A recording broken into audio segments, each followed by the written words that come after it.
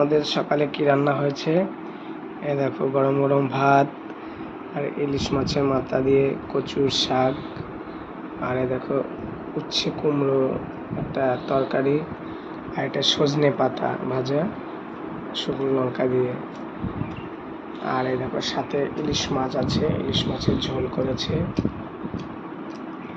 আর সাথে শসা আছে।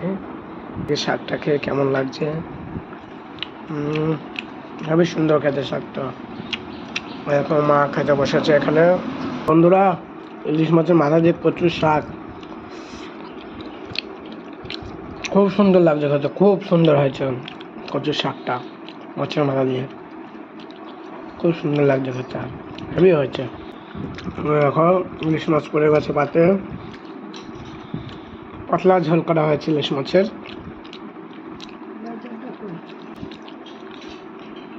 আর দিও না 2 পিস দিলে কেন? দিও না।